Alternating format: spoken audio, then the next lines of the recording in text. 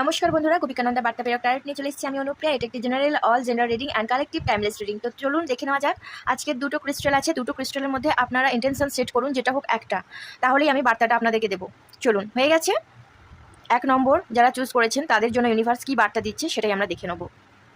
তো B positive থাকুন সবাই। তো প্রথম হচ্ছে যেটা কার্ডের, আপনারা অনেকে অসহায় বা আটকে পড়া মনে হতে পারে আপনাদের, বা একটা নেতিবাচকতা আপনাদের চারিপাশে ঘিরে ধরেছে।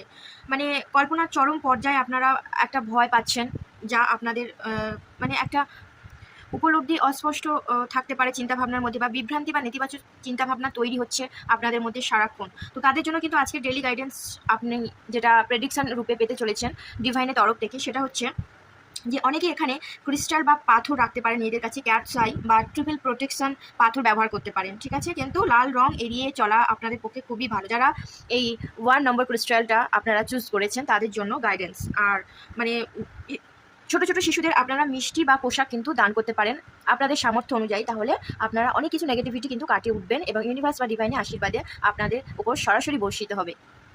যারা নাম্বার 2 রোজ কোয়ার্টার্স আপনারা বেছে নিয়েছেন নিজেদের ইন্টেনশন সেট করে, তাদের জন্য আজকে গাইডেন্স ডিভাইনের তরফ থেকে, অ্যাঞ্জেলসের তরফ থেকে, যে আজ আপনার মনের মানে মধ্যে অন্যের সাথে মানিয়ে না নেওয়ার প্রবণতা থাকতে পারে। মানে সব কিছু আপনারা মানিয়ে গুছিয়ে নিতে পারবেন না, নিজেদের ইগো অনেককে বাধা দেবে, মন অস্থির থাকতে পারে। তবে পরিস্থিতি থেকে পালিয়ে না যাওয়ার পরামর্শ কিন্তু এখানে অ্যাঞ্জেলস দিচ্ছে। মানসিক একটা প্রশান্তি ফেরাতে কিন্তু আপনারা অ্যামেথিস্ট বা লেফেস লাজুলি কিন্তু পাথর ব্যবহার করতে পারেন। এবং যারা এটাকে বুক করতে চান তারা কিন্তু অবভিয়াসলি আমার পার্সোনাল নাম্বারে হোয়াটসঅ্যাপে কিন্তু আপনারা কন্ট্যাক্ট করতে পারেন।